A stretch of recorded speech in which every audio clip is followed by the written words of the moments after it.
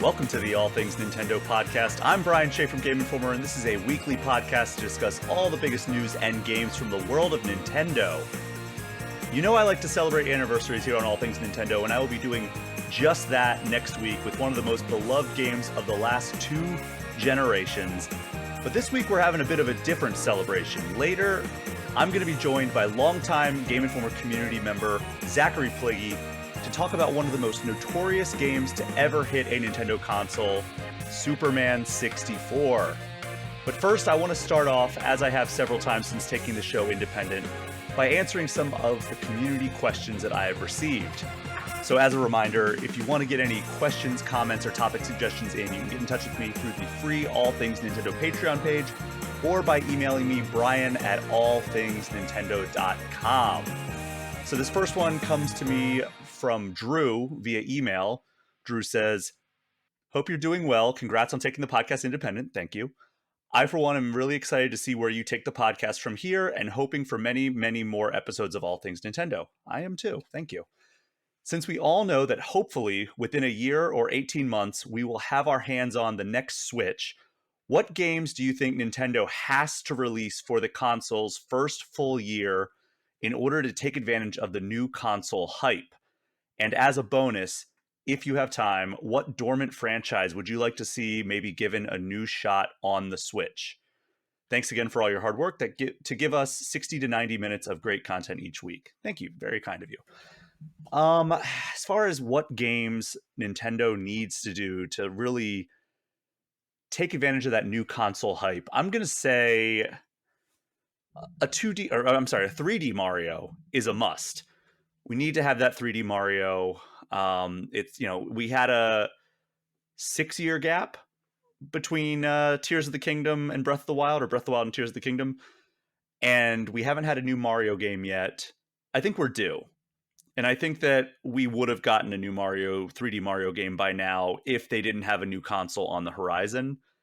And it's been a while since we've had like a full-on, I guess we got it for the Wii U, right? Like we got a Mario game on Wii U at launch. We had New Super Mario Bros. U, but like a full-on 3D Mario game at launch, has it been since Nintendo 64?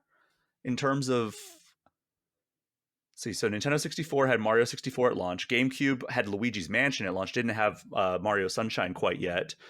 The Wii had Wii Sports. It didn't have a Mario game at launch. It had Twilight Princess. Wii U had New Super Mario Bros. U. Switch had Breath of the Wild. We didn't get Mario Odyssey until the end of 2017. So yeah, that's wild to think about, because you always think that like Nintendo is going to put out a Mario game as a launch title just because that's what we were conditioned for the first few generations. But really, like in modern Nintendo, it hasn't really been the case. I do think that's going to be the case with Switch. I think the big launch title is going to be a 3D Mario game. I don't have any insight into that, but I think that at least before the end of the first year of Switch 2, we will have a 3D Mario game. I would think it's going to be the launch title. I mean, they've got to get Metroid Prime 4 out at some point. I think it's going to actually be second half of this year for current Switch, but that's just another prediction of mine. Mario Kart, I mean, that's actually going to be next week's episode, is talking about Mario Kart 8 and its kind of history. But I think that we're ready for Mario Kart 9, right? Like we're celebrating the 10-year anniversary of Mario Kart 8 this week.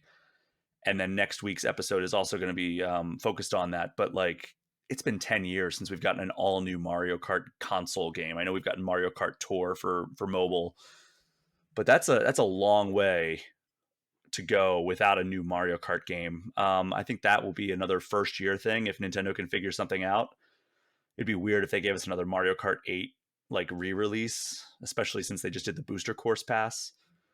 I've been saying for a while a Donkey Kong game would be awesome as like a first year title. And I think maybe that's my answer for dormant franchise. I think Donkey Kong Country would be amazing if we get a new Donkey Kong Country game. We've had Donkey Kong Country Returns, Donkey Kong Country Tropical Freeze, and I think a third game in that trilogy by Retro would be amazing. I know Retro's been working on Metroid Prime 4, but I don't know how that team is structured. I don't know if they can handle multiple projects at once. Or they could do what I think they should do and do a partnership with Playtonic, the studio that does Yooka-Laylee and also has a lot of people who did the Donkey Kong Country games on SNES. Have them make a new Donkey Kong Country game. That would be amazing.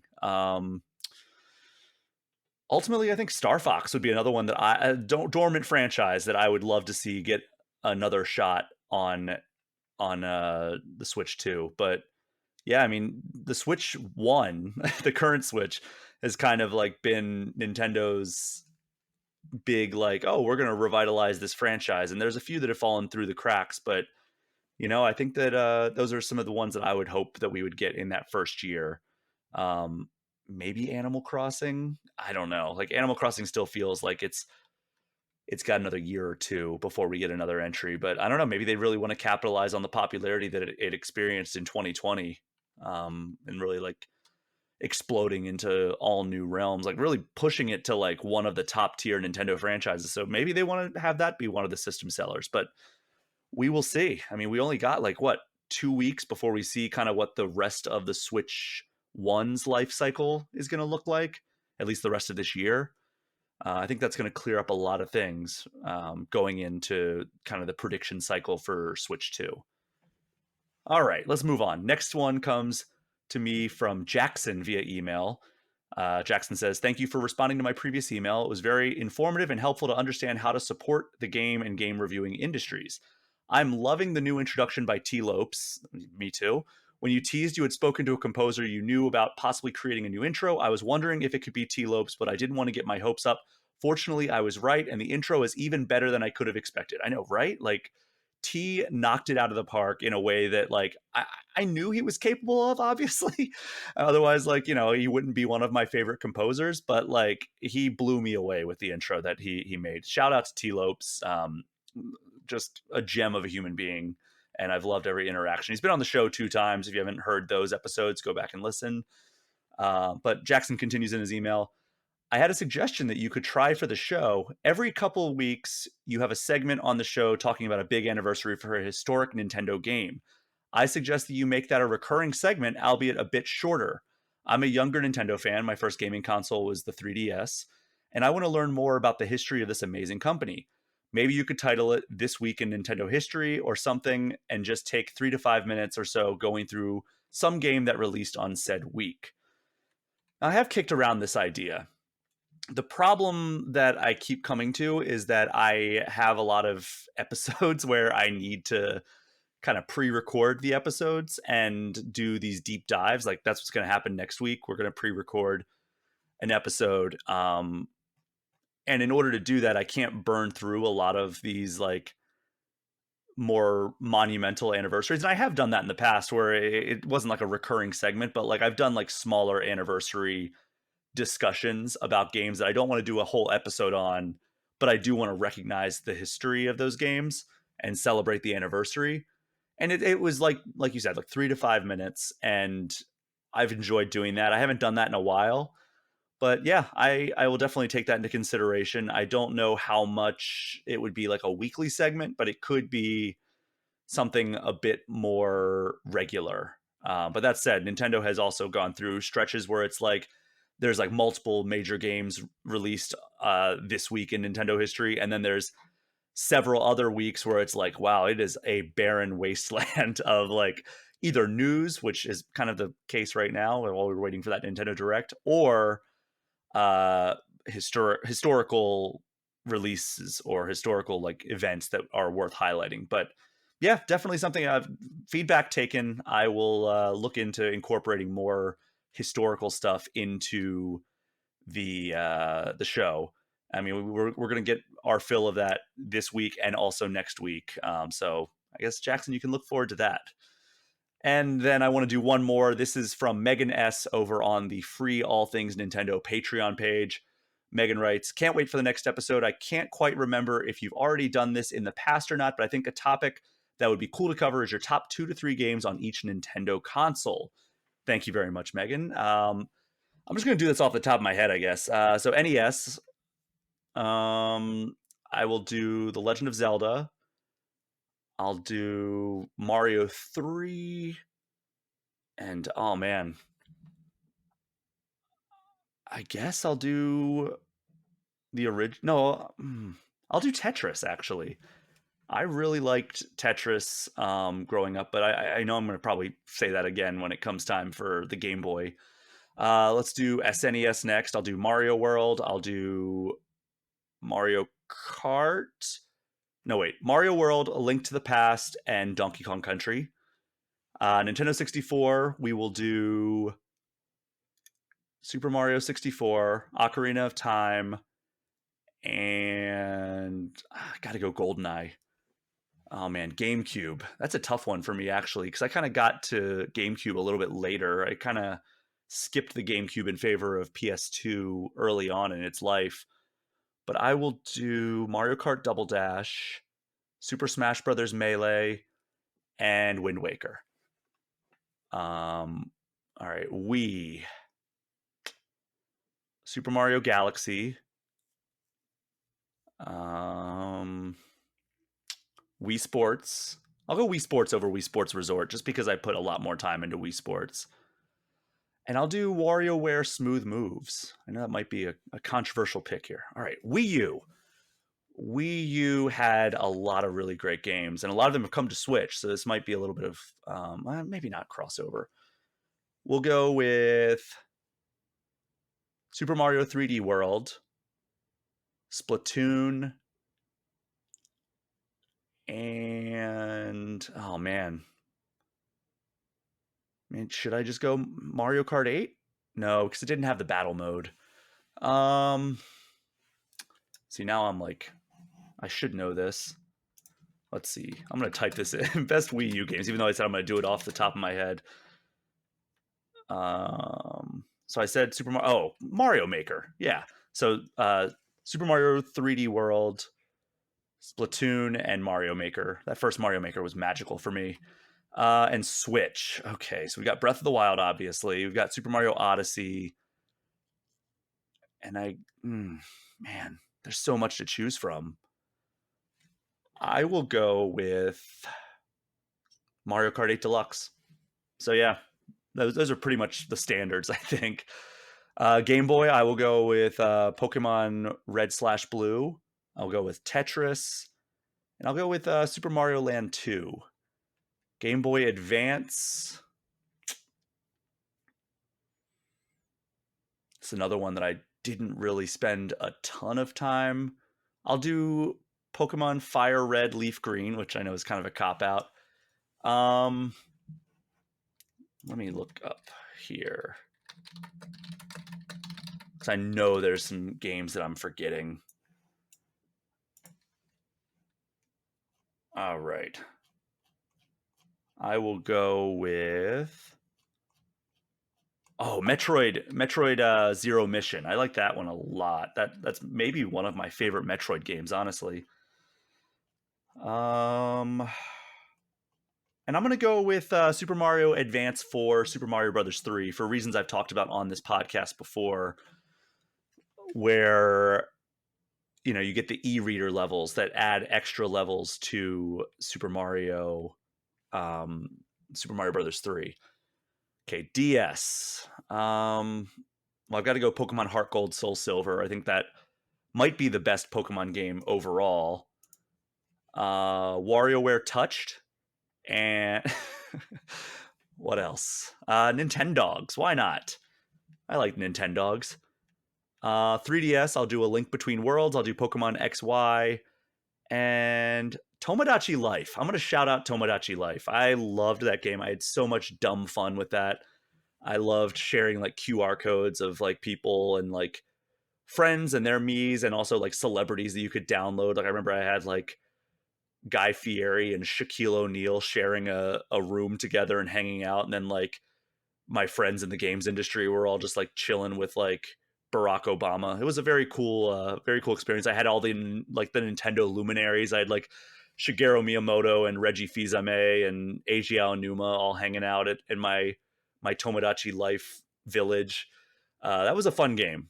I wish they would bring that back. I wish they would have brought that instead of God. What was the other Me game that they ported over? But it's not important. Tomodachi Life is my third pick. But thank you so much to everyone who wrote in. I really appreciate you taking the time to share feedback. Again, if you want to get in touch with the show, submit a question, comment, topic suggestion, Brian at allthingsnintendo.com. Find the All Things Nintendo free Patreon page, or go to the Game Informer community Discord and find the All Things Nintendo channel there. For now, we're going to take a quick break, and when we get back, we're going to hit the news with this week's guest and then dive into the history of Superman 64. We will be right back.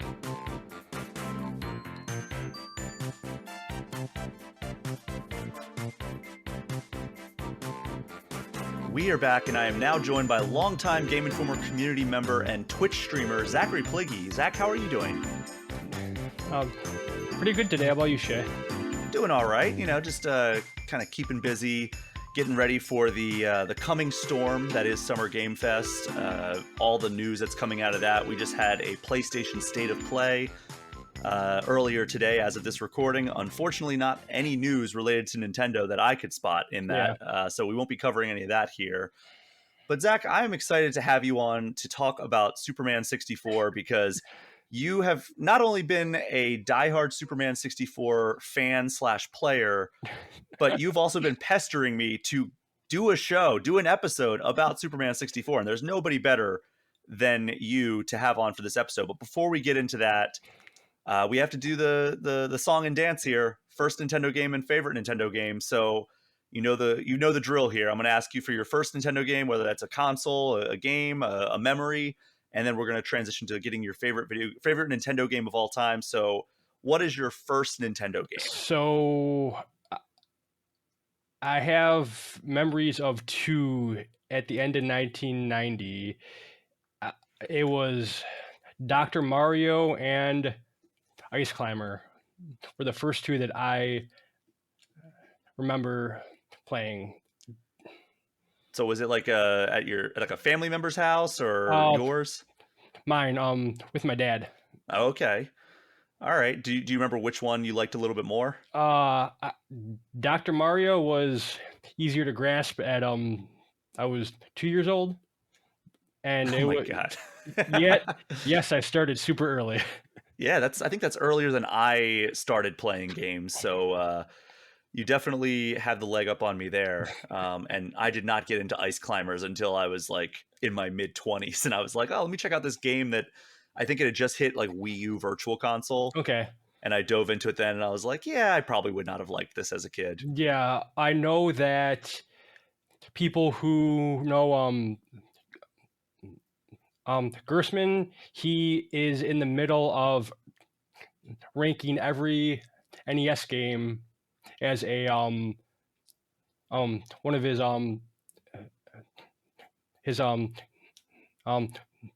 video series, and it's kind of ridiculous. Yeah, so, I mean, how many NES games even are there? Yes, he's just doing the US games only. Okay, I'm looking at list of Nintendo Entertainment System games on Wikipedia here. According to North American region, it says 675 games. And he's ranked like 250, 260, and so he has a lot to go. Wow. Has he hit Ice Climbers yet? Yes, he has. Okay. It's pretty low on the list. No, I think it's in the top third. Oh, okay. So he's doing best to worst? Yes, he is. Oh, okay. So I'm used to the Game Informer formula of descending. Yeah, no. Okay, he started at the top. What was number one? Right now, I think Bionic Commando is his number one right now. He gets recommendations every week to play. Oh. And yeah. And so like he is doing it objectively, taking out like his like personal feelings of games and just like trying to do this like as objective as he can. Interesting. Okay, yeah. I've not heard about this yet. I like Jeff Gerstmann a lot. But so it's there's no like methodology of like the order that he's going in. It's not like No, okay, order of release or anything no, like it's that. It's just people recommendations. recommendation. Yes. Interesting. Yeah. All right. Well, Zach, that brings us to the next part of this question. What is your favorite Nintendo game of all time? So I have to get the caveat. Is this developed or published? Because You I know, know, it's yeah. your answer. You can go with whatever way you want. So I would do Ogre Battle 64 on, yeah, it was published by them, and I, um, I do like that more than all the Zelda games and Mario games. So if we went with developed, what would be your answer? Uh, Ocarina, Okay. Yeah. absolutely So you're Ocarina. an N64 guy through and through. Yes, uh, that's my favorite console of all time. I mean, it's a good one. There's significantly fewer games for the N64 than I Yeah, think that like those of us who grew up playing it. Like it seemed like that catalog was enormous, yeah, but like how many games are there? It's like super small. yeah. Uh, uh, Let's see, list of Nintendo 64 games. Uh, Geez, it's not as well laid out as the NES. There are no, 388 games. That's total. That's not even just like one yeah, region or the other. yeah, and compared to the PlayStation, it was a lot smaller of a library.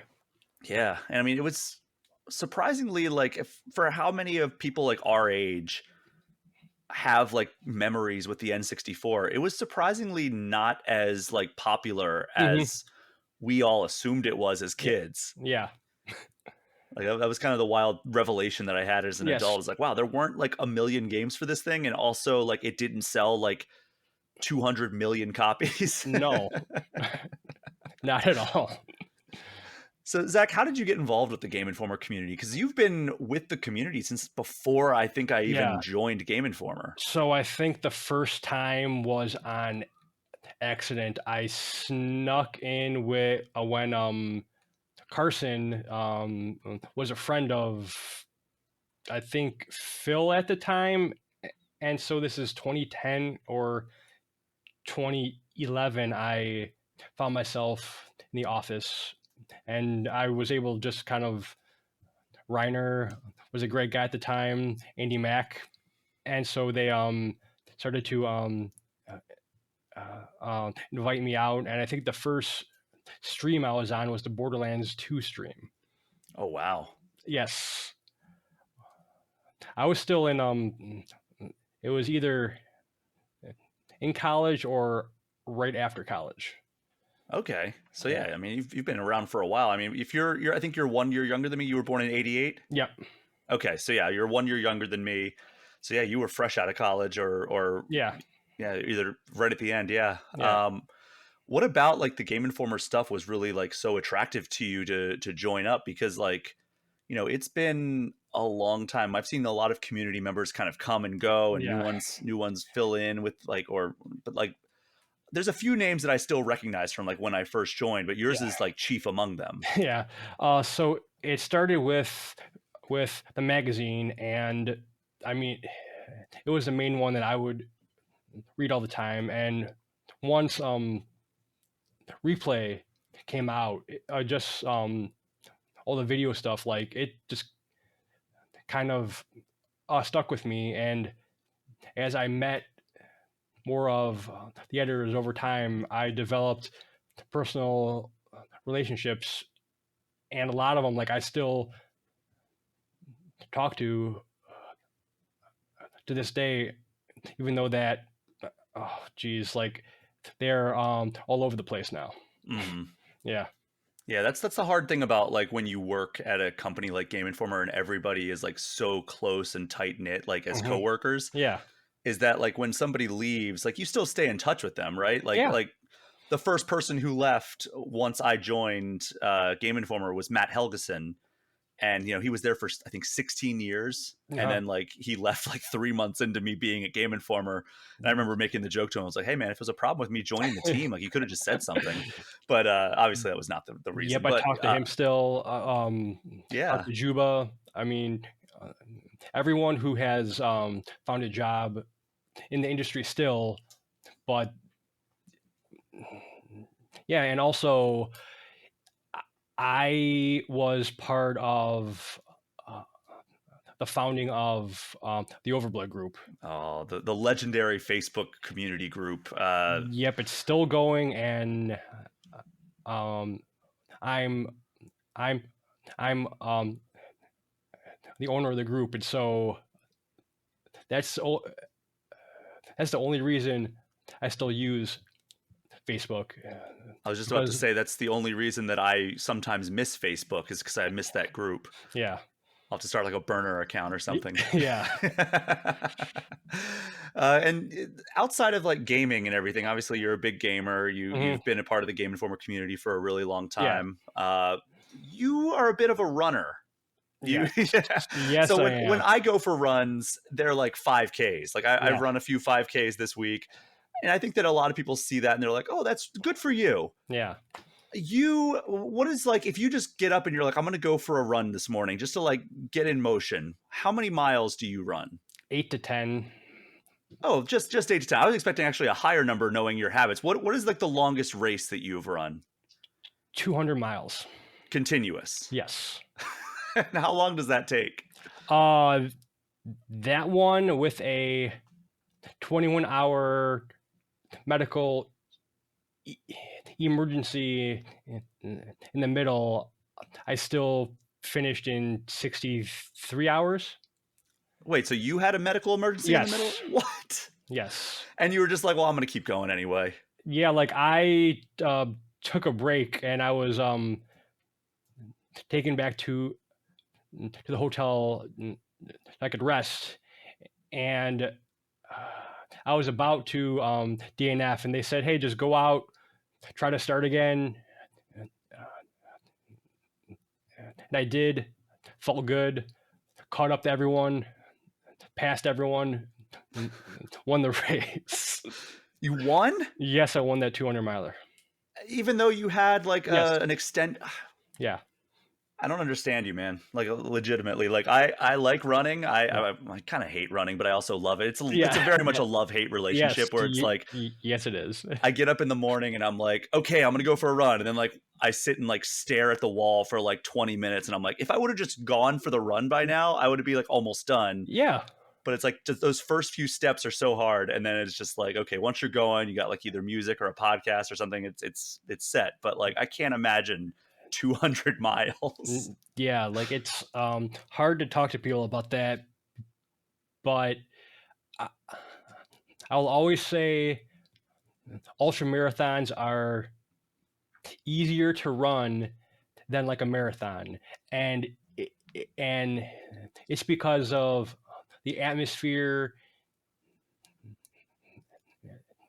and like how like it's for 99% of people it's it's a run walk type of situation, Hmm. and it's the vibe is like a family party where you run. Totally different than a marathon. Like it's actually like a party vibe at all the aid stations, base camps and stuff. Yep, it's not as like stressful as a marathon. Wow. Still, Yeah, I mean, how many marathons, like regular marathons, have you run in your I don't know, life? like 20, but I've Okay. run a lot more ultra marathons than marathons. Do you use any like tracking app when you run? Yes, How is it? Strava. Does it give you a total of how many miles you've put on? Yes, and I only started that in 2013, so it it does not have all my miles. I am close to 100,000 miles on the Strava app. Just to let's see here. Okay, never mind. I was looking at my Nike Run Club app. Yeah, I don't know why I hit like show me all yeah, of like my totals, and it said 364. I'm like, that seems really low. That's from 2022 to 2024. I don't know why it only goes back to yeah. That that. Run Club app has never been the best. Let's just say that. Yeah, I mean, I've been running since 2012. Okay. So like add 10 years to that, and that's my Yeah. total, I guess. But yeah, you the 364 miles, that's just 2 ultra marathons for you. Yeah. All right. Well, that's the most impressive thing we will talk about today, aside from maybe your dedication to Superman 64, Yeah. which we're going to get into in the main segment. But first, we do have a few news stories. I feel like Mhm. we're kind of in the calm before the storm Yeah. for news with Summer Game Fest and the Nintendo Direct looming. So this might be a quicker news segment, but we still have some things to discuss. Nintendo currently has one public store in the United States, and it is in New York. Have you been to that one? Y Yes, I have. I went with my mom and, my brother. I think the only time I visited there, I would say 2012 or 13. So, Okay. like, yeah. I always make it a point whenever I go to New York, even though like I'm not like gonna buy anything. I always try Yeah. to walk up there and Yeah. just poke around a little bit. And Yeah. sometimes I'll grab something, but it is pretty expensive. They also have a shop in their Redmond, Washington Nintendo of America headquarters, but Okay. you actually need to be escorted by an employee to get in there. That makes sense. I've been in there, I think, 3 times, and it's always like I'm walking around for like 45 minutes. Just Yeah. like it's a much smaller store than the one in New York, but like they have some exclusive stuff in there. I got like it was like Nintendo. It's like a green shirt and has Nintendo like in kanji, which is really cool. Word, I'm Um, kinda jealous about that, yeah, that's a actually. really cool shirt. But then they have a lot of like amiibos that maybe sometimes are sold out or hard to find. I think Mhm. I got my Skyward Sword Link Okay. amiibo there when it was like really hard to find before they had any reissues. But yeah, and I got like a Mario Kart like racing jersey, so that was pretty cool. But if you're a West Coaster who doesn't have a Nintendo connection to get into that one, Yeah. but you still want to go to a Nintendo store, you may be in luck now because Nintendo has announced it is opening its second public US based store, and it's going to be in San Francisco.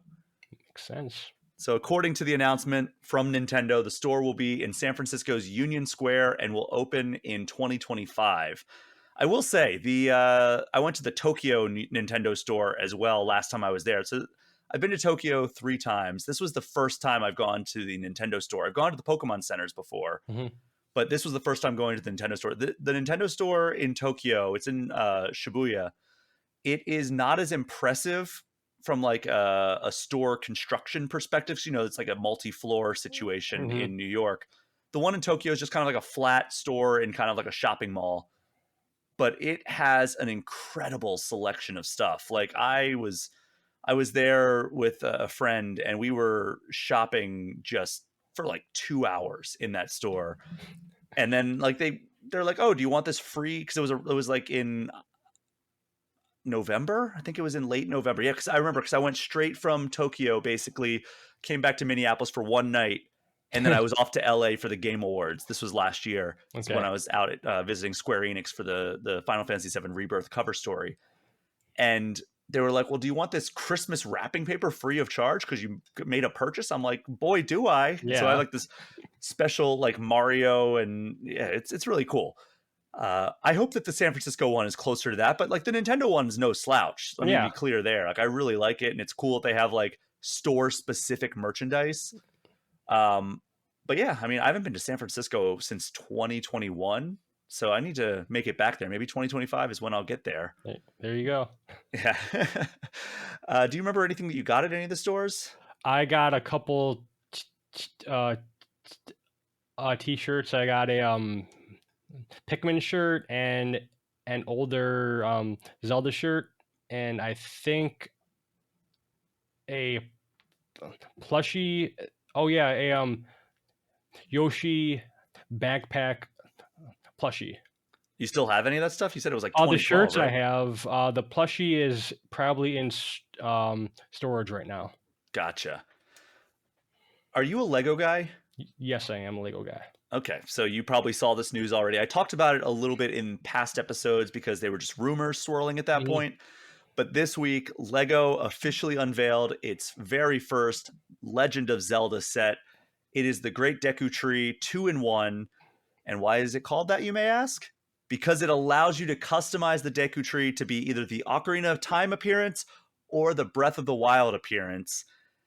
And between those two builds, the set is 2,500 pieces, and it also includes Link and Zelda in both game styles. So I'm reading this and I'm like, okay, I'm in. This looks amazing. If you're watching the video version, you can see what it looks like right now. I was like, am I going to finally have to buy one of these like gaming like Lego sets? Like I didn't buy any of the Mario stuff. I've Yeah. avoided like the Sonic stuff. Here's the kicker though.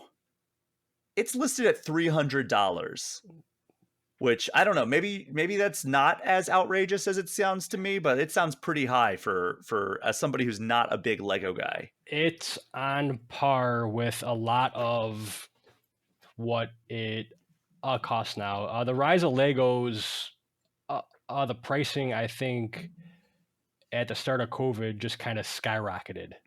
Mm. And so, yeah, like that makes total sense for the size of that. God, and like, isn't the Bowser one like really expensive as well? It's like a full size like Bowser. Yeah. Oh yeah. God, what does that cost? Because I feel like that can't be more expensive. Let me see. Yep, it's hard to get into that now due to the cost of Legos. Okay, so the Bowser set, which is a full model of Bowser. Wow, Lego, please put more pop-up ads on your website. 2,807 pieces. Yep. Wow, and it's huge. He's standing like on a platform, and there's like two pillars next to him with fire shooting up. Have you gotten any of the Mario stuff? No, it's kind of the cost of stuff. Like I've kind of slowed down on it, and I have made a switch to Gunpla because it's What's much. The Gundams, it's a lot cheaper and it's more cathartic, I would say. Okay, so And the painting and like sanding down the stuff, yeah, it's a lot. Oh, okay, so it's much more involved than Lego builds. The advanced ones, yes. The beginner ones are just like clip in and you're all done. Well, I mean, I'm sure that's the case with Lego as well. Yeah. I mean, I built some Legos when I was a kid. I just didn't get back into them when I was an adult. But now they have all the properties that I love. They have Mario, Zelda, Sonic. Oh, here you go. Oh, Groot. Groot ones. Yeah, they have all the MCU stuff or Marvel stuff and DC, obviously. I have a bunch of those up on my shelves right now. God, yeah. Where was I? I was out in LA and I was waiting for a friend to come meet me for dinner, and I was walking around like one of their outdoor malls. I think it was Century City. Okay. And they have a Lego store there. And they have a Lego store at the Mall of America here in Minnesota as well. But I poked my head in there and I was just like looking at all the Incredibles. They also have like the Atari that you can build out of Legos. That's really cool. There was an NES one that you could build. There's so many cool Lego builds. If I had like another area for like displaying them, maybe I would entertain it. But like right now, it's like my display case that's like just out of view of the camera is just like overflowing with like all kinds of gaming merch, and it's like I just don't have the space to get into any more like collectibles. I'm the same way. Like I have shelves and shelves of all the mostly it's all my consoles and stuff. So yeah, like I don't have PS2 behind you, right? Yep, and the Dreamcast, the N64 on top. Oh yeah, I see that now. Yeah, that's quite the display you got there. That's nice. Thank you. So for the Deku Tree 2-in-1, pre-orders are available now, and it's set to ship on September 1st. So you're not at least tempted by this? I am sort of tempted, actually. So we will see once the paycheck hits. Yeah, may pull the trigger. Yeah, I mean, pre-orders are now, and then you got a few months to wait. But yeah, I'm tempted, but I think I'm going to resist the temptation. I think there's other stuff that I need to allocate those funds and also the space to right now. Yes. And No Man's Sky continues to be perhaps the most supported game ever. Hello Games has a new game that they announced during the Game Awards, right? Yeah, Light No Fire it was called. But they're planning to give us its third No Man's Sky update of 2024 with Adrift. I believe it's on all platforms but Switch right now. Maybe Mhm. it's hit Switch by the time we record this, or by the time this episode airs. This update adds a mode where all life is removed from the universe but you, and there's no shopping or trading or anything that involves interaction. And it's really interesting because like it's kind of like eerie the way they're Mhm. framing it, where it's just like, yeah, you're just exploring this empty universe, and it's like that's what is going on in the universe right now. You're just, it basically looks like you're like exploring like a civilization that has been destroyed, Yeah. is what the vibe it kind of gives off. But the update should be available by the time you're listening to this episode. Are you a No Man's Sky guy at all? Yes, I was at launch, and I've stayed with the game even with all the uh, uh, uh, discourse. Well, I mean, it's paid off, right? Like this is like one of the Yes, it greatest has. success stories or Yes, comeback stories in gaming history. yes, it has. So are you going to play this update, or Oh yeah, you have any reservations about just going into an empty universe? not at all. Like I would kind of like that in actual life. I think it would be kind of fun, lonely, but I would enjoy it. No responsibilities getting your way from going on those 200-mile runs. Nothing. Uh, no one else to worry about. It's just me in a spaceship and whatever else is out there. Hey, I mean, I think that it sounds almost like meditative in the Yes. way, like almost how Breath of the Wild felt for me in some Mhm. regards, where it was just like in the quiet, serene, like exploration, you Yeah. really get into like this Zen like phase.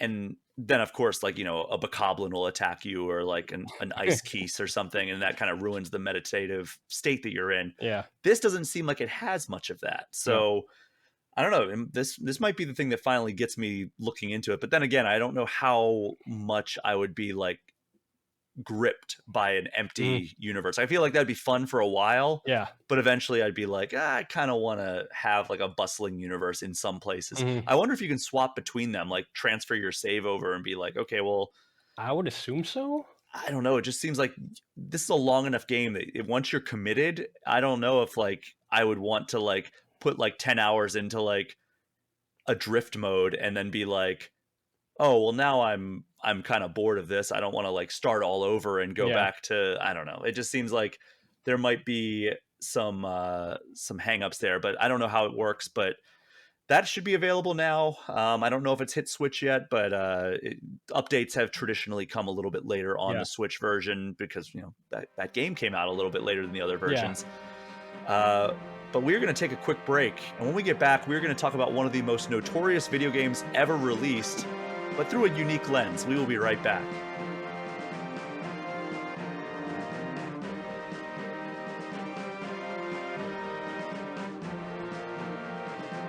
We are back, and Zach, you've heard time and time again how terrible Superman 64 is, and I'm not going to take your side on this, but I will say that you have an extremely unique take on this game.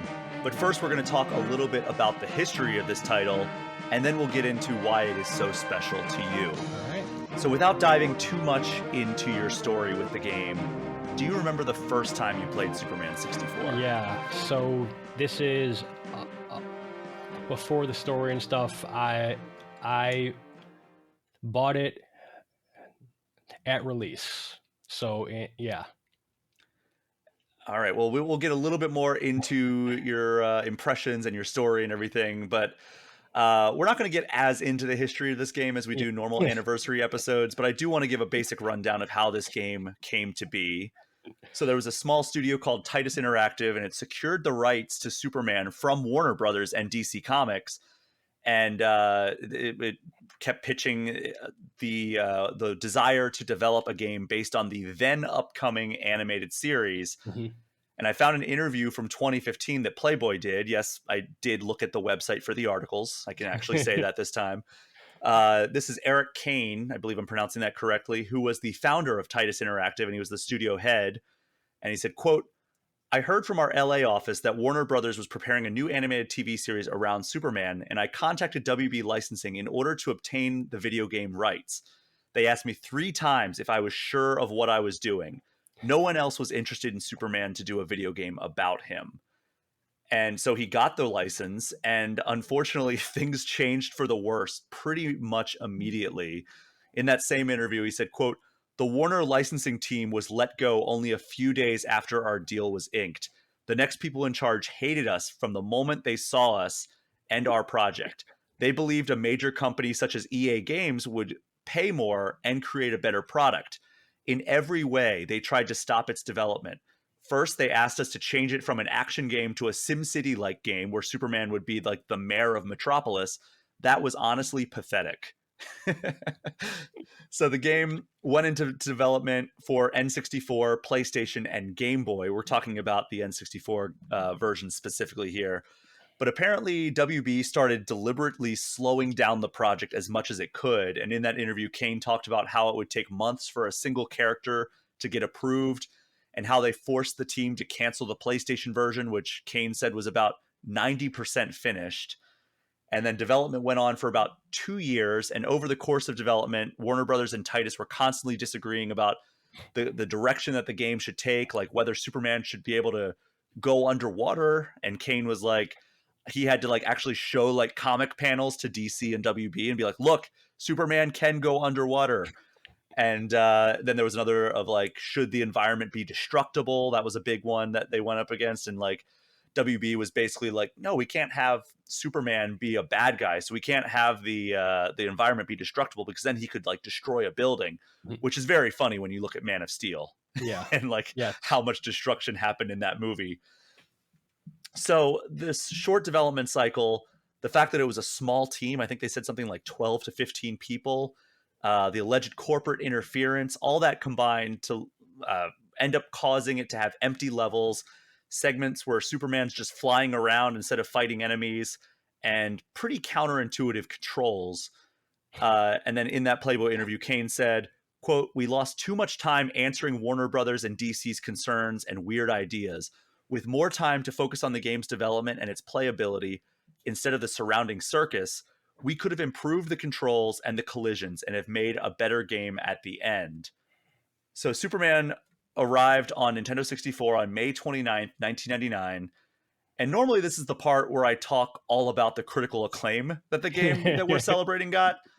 That's certainly not the case here. So Game Informer gave it a 1.25 out of 10. Electronic Gaming Monthly gave it an 8 out of 40. IGN gave it a 3.4 out of 10. And even Nintendo Power, an official Nintendo magazine, gave the Nintendo exclusive game a 4.7 out of 10 and a 49%, respectively. And it currently has a game ranking score of 23%. Basically, what I'm trying to say here is that Superman 64 was not received well in its time, and it's only gotten worse as the passage Yes. of time has progressed. Many people consider Superman 64 one of the worst games of all time.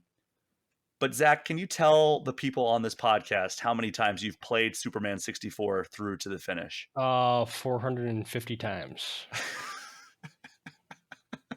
That's from start to finish, right? All the way through? Yes.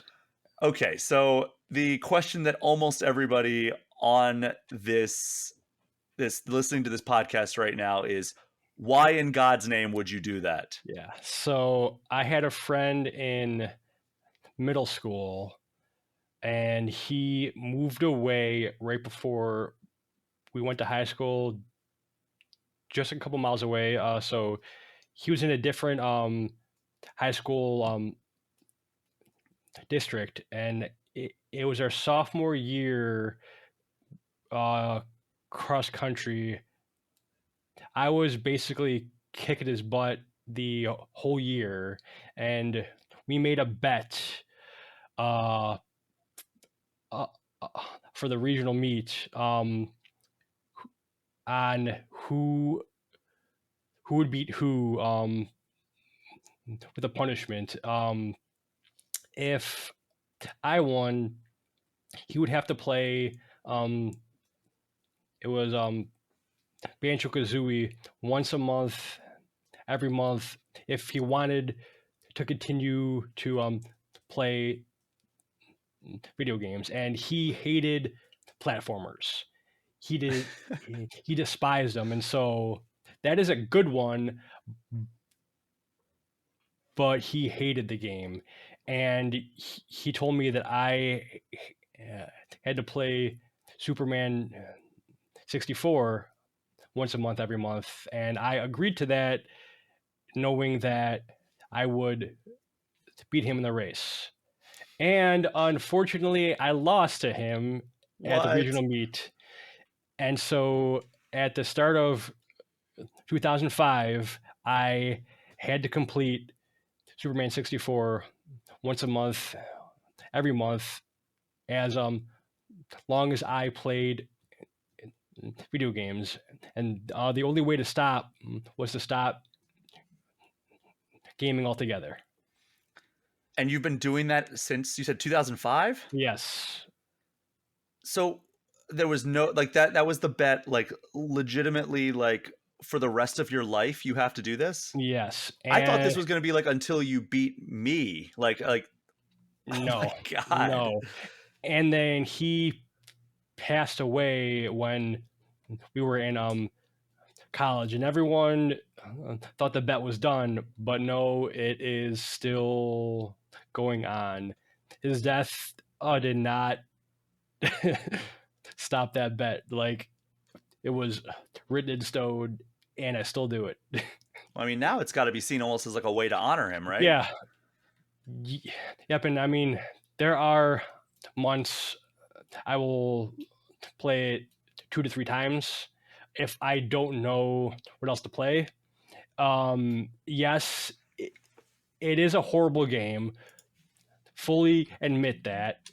But it is so cathartic at this point, and I can complete it in 2 to 3 hours on the hardest difficulty. Yeah, so I'm looking at how long to beat right now, and the main story, it says that Superman 64 is 6 hours, main plus extra is 6.5, Yep. and completionist is 11 hours. Yep. So do you do completionist runs, or are you just Sometimes I do, but it's just start to finish normal. And uh, I've been asked if I want to speed run it and submit a time. If I did, it would be in top 4 or 5. But I like I someone has a sub 2 hour, but that would take a lot more focus to do, and like try to break the game even more than I already have. And it's a lot of effort, and I kind of like the way that I play it now. So so what is your strategy when you go in? And like let's dial it back first. yeah, What was your impression when you first played it? Like, cuz you bought it at launch, so like this was before you made the bet, right? yeah.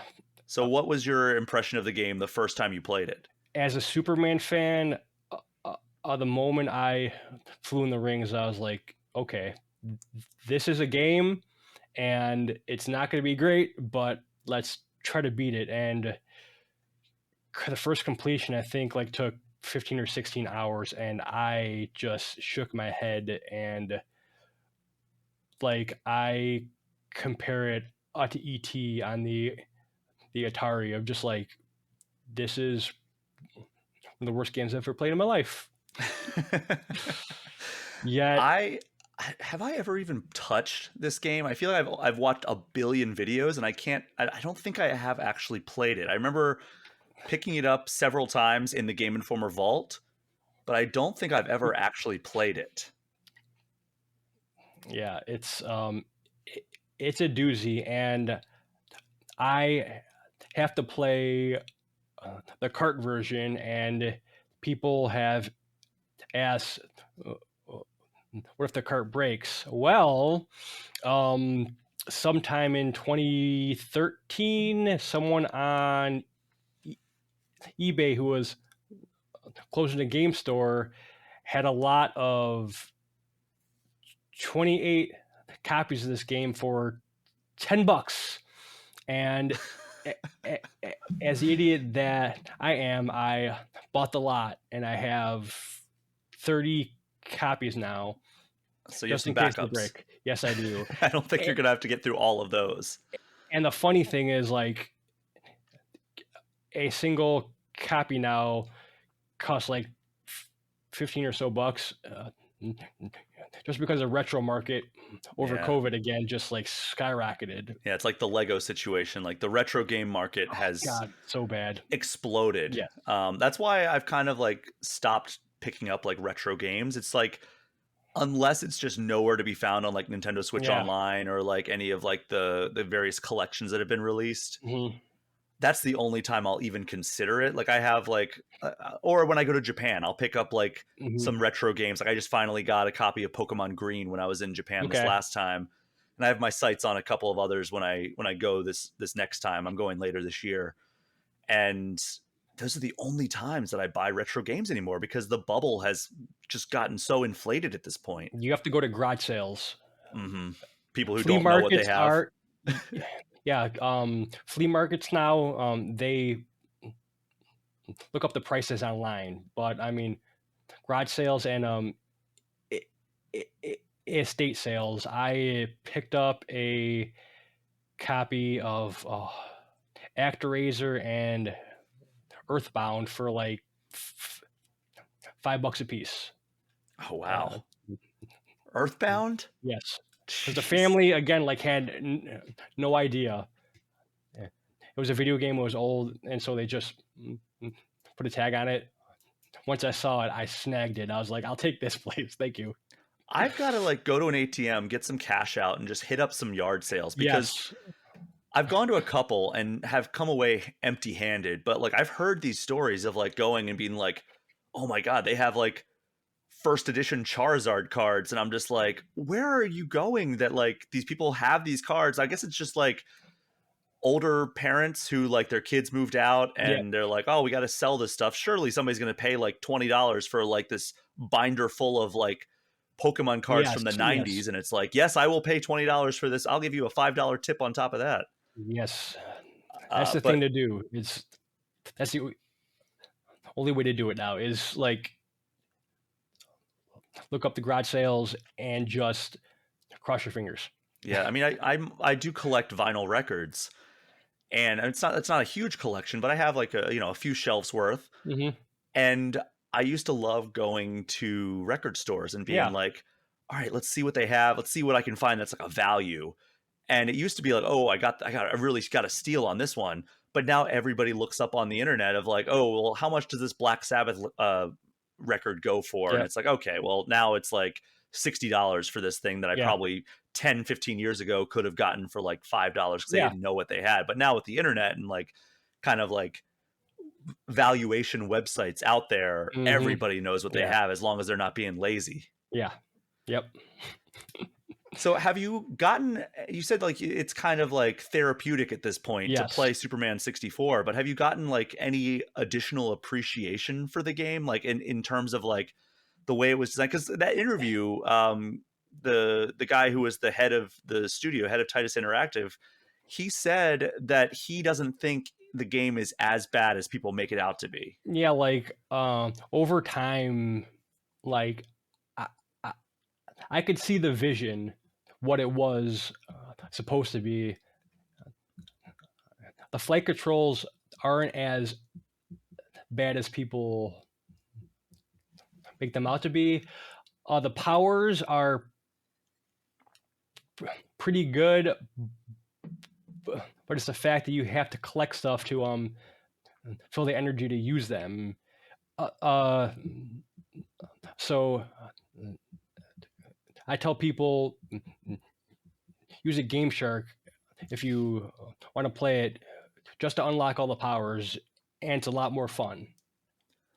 That's the thing that like a lot of 90s games did, where it was like, all right, you're a superhero, but every time you use your power, like you Yeah, have to either use energy or like use your yeah, health. Like I remember the X-Men game on Game Gear that I loved as a kid. I mean, I'm pretty sure yeah, it's objectively terrible now, but I loved it as a kid, but it always drove me crazy. It's like, all right, I want to play as Wolverine. And it's like every time you had your claws out, it drained his health. yeah. And I'm like, what is this? Like, Hmm. you don't want to be like a normal dude walking around these levels fighting bad guys. You want to be the freaking X-Men. Yeah, Like you want to use your powers. You want to have Gambit throwing his cards. You don't want to just like do melee attacks. yep.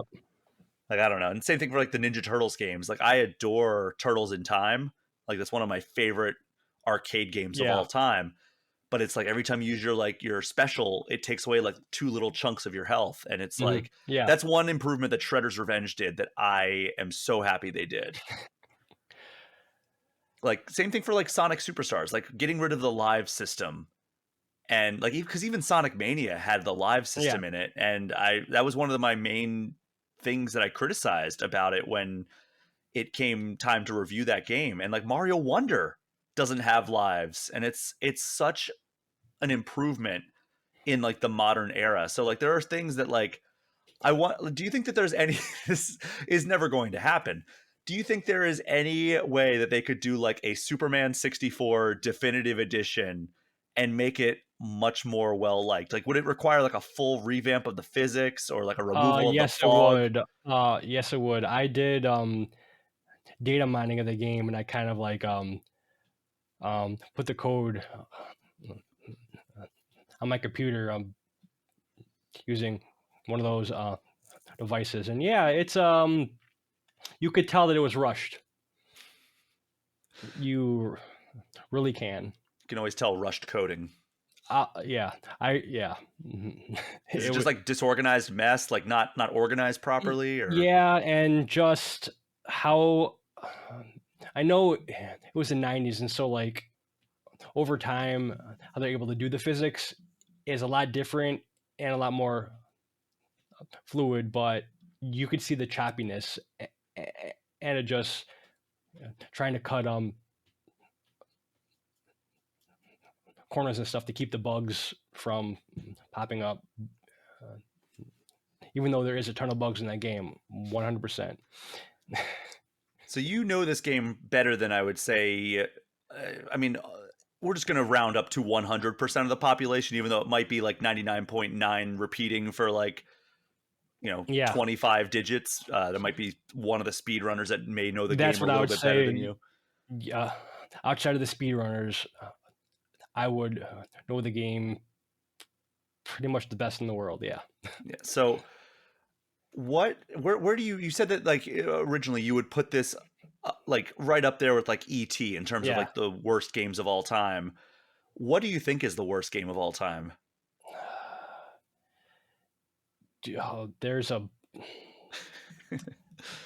outside of ET. I'm not sure. I'm just trying to think of something on the PC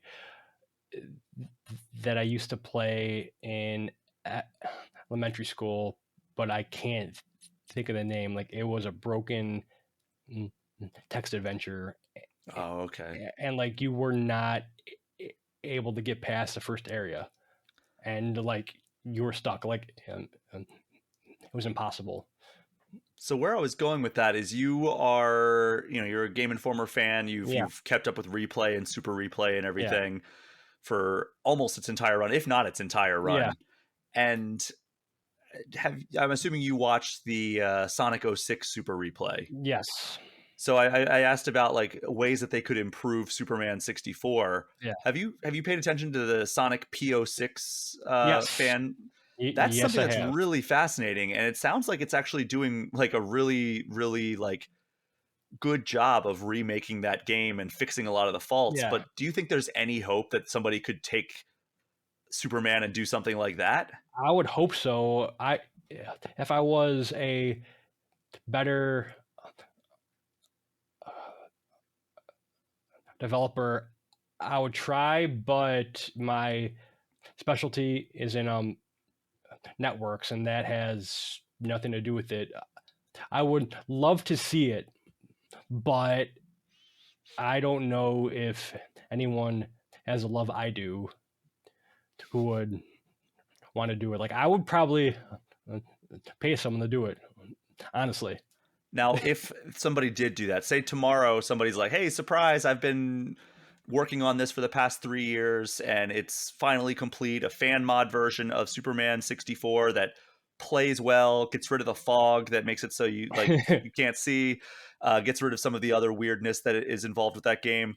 Would that qualify as continuing to play Superman 64? Absolutely not. Nope, it has to be the Has to original. be the cart. Yes. Has to Okay. be the cart. Do you have a favorite and least favorite part of this game?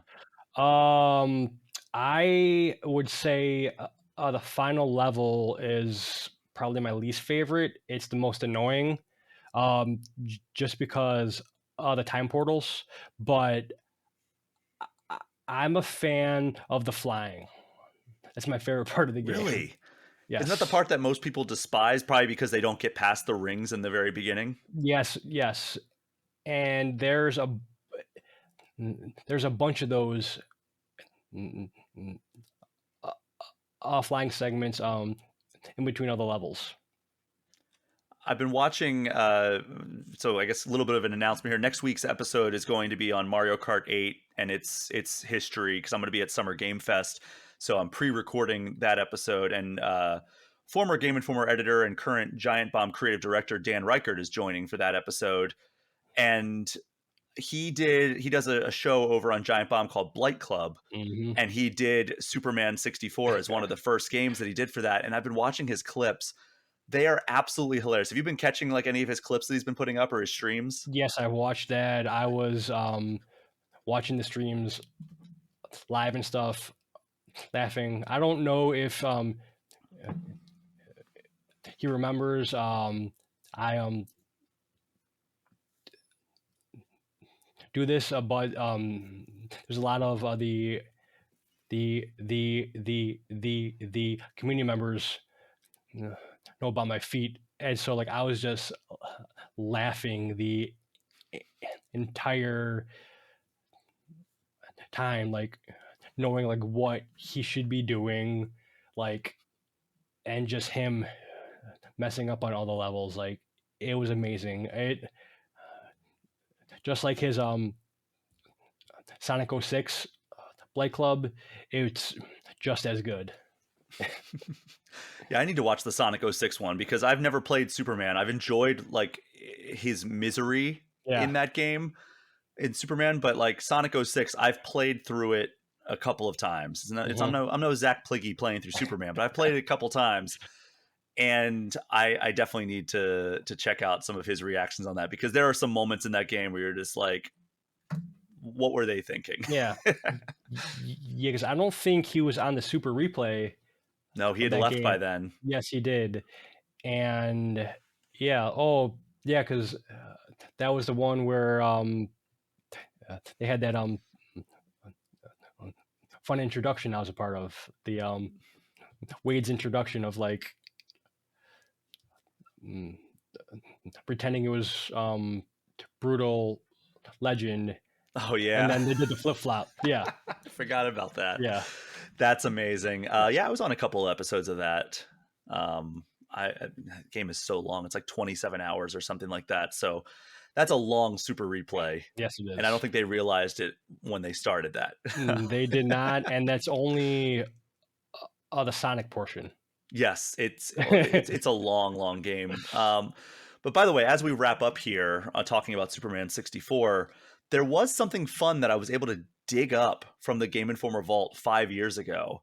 We had a lot of older documents and some like files and everything that Titus Interactive gave to Game Informer. I guess they came to Game Informer back in 1998 and gave like a pitch to have it on the cover, and some of the files that I found, they're just kind of in a binder. Some of them are ads, which one of which includes the PlayStation version, and others are behind the scenes in development renders, including a layout of Metropolis, kind of pulled way out. And then there's a wireframe character model of Lois Lane in the game that they showed us, and then, or not us, I mean us as in Game Informer. I was not there at the time. I was still in, I think, middle school in 1998. And then there was like a drawing of Brainiac and his appearance in the game. But if you want to see any of that stuff, you can either watch the video version of this show. I've been throwing them up on the screen, or search for Superman 64 on Game Informer, and you'll find an article I wrote with those higher resolution images back in 2019. Uh, Zach, unfortunately, Superman 64 is not available on any modern platforms and Nope. probably never will be. Yep. Any closing thoughts on this game before we move on to the final segment here? Even though it's pretty bad, like if you're able to play it just to see what all the buzz is about, I would suggest to try it out yourself, and you will know right away why people have a strong opinion on that game. Very good. I might go to grab it out of the Game Informer vault and see if I can give it a whirl. At least get past the rings in the very Yeah, beginning. And if not, then I will just return it right back to the Game Informer there you vault. go. But Zach, that brings us to the final segment of this episode. It's the eShop Gem of the Week. It is a chance for you to give some shine to underappreciated, or maybe even just an undiscovered hidden gem lost in the seas of the eShop. What Yeah. is your eShop Gem of the Week? So it is Death and Taxes. It came out in 2020 on Switch and on Steam. And if you played Papers, Please, it's a similar vibe to that. Okay. So I'm trying to look at it on the eShop page here, and it's not doing a lot of work helping me here. But okay, I'm finally seeing like the images. Yeah. All right, so what's like the main thrust of this game? You are uh, uh, uh, the Grim Reaper working a office job, and you have to decide who is saved from death and who has to die just by like reading all the information and stuff. And like, I did not expect it to make me feel as much as it did. Because you end up like thinking about a lot of the life of the people, and so like I was pulled into that game more than I thought I would be. And it seems like it has like a little bit of satire as well, because it Yes, says yeah, keep the chaos away or foil plots to destroy the world and rise through the ranks of reapers all the way to, all caps, middle management. yes, Wow. I like and then it's like things to do in the game. Have a totally normal office job. Talk to your boss. Get monies. Buy stuff from Mortimer's Plunder Emporium. yep, Decorate your desk. Do some paperwork. Pet the cat? Question mark. Stare in the mirror and talk to yourself. Don't let the existential dread set in. yep, Don't let it set in. Only the fate of humankind is in your hands. It's 100% okay. Listen to the one really catchy tune in the elevator. yep, And then there's a fun list of game features. But this, I like. I've never heard of this game. I'm glad that you're bringing it up, because yeah, it looks like a really cool title. I'm adding it to yes, my wish list. There's a yes, it demo on is. the eShop Yeah, as well. I would say check the demo out, and it's it is a fun game. It is a And really fun game. it's only $13, so it's a relatively low investment. Yeah. Is it like a longer title, or is it? Not no, I would. It's a similar like the Papers, Please. I would say it's like that kind of style. Like uh, the satire is there in the same way. If you enjoyed that game, you will enjoy this game as well. Awesome. Well, yeah, thank you so much for sharing that one, because I am definitely adding that to my wish list. I'm hoping it'll go on sale at some point. Yeah. But I'm sure it does. Most of the games on the eShop do, because everybody's Hmm. just trying to get noticed on this just flooded storefront that Nintendo has put together. It's like Steam, but I feel like there's less quality control on the Yeah, it's so eShop. hard to navigate as well. It is, yeah. At least Steam has some pretty decent navigation. The Yeah. eShop, not so much. I'm hoping No, that's an improvement that we get for the Switch too. that would be great. But Zach, thank you so much for joining me for this episode of All Things Nintendo. Absolutely. And Thanks for thank you having so me. much. Absolutely, man. Thanks. We've been trying to do this for a while, Yeah. and I'm glad you were finally able to. We were able to make it happen. And on the anniversary, by the way, that's the reason we did this episode, Yes. because it just turned 25 Yep. years old, which is wild to think about. Yes. You've been playing it for 25 years. Yeah. So thank you so much to everyone for listening. Do me a favor, if you haven't already, throw All Things Nintendo a 5-star review and hit that subscribe button. If you want to get any questions or comments in, you can get in touch with me, Brian at allthingsnintendo.com. Hit me up on social media at Brian P. Shea, or leave a comment on the free All Things Nintendo Patreon page. And of course, we still have that All Things Nintendo community channel on the Game Informer Discord, which is a perk for subscribing to our Twitch channel, even just for 1 month. Zach, go ahead and tell everybody where they can find you on the internet. You can find me on Twitter at Pligge the Fallen, Twitch at Pligge the Fallen, and if you're on Facebook, try to join the Overblood group. It's called I Watch the Entire Overblood Super Replay. It's still fun after all these years. Hundreds of people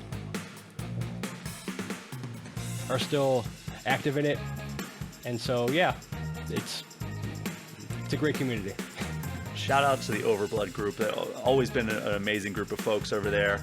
But that is our show for this week. Thank you again for listening. Take care. We'll see you next time.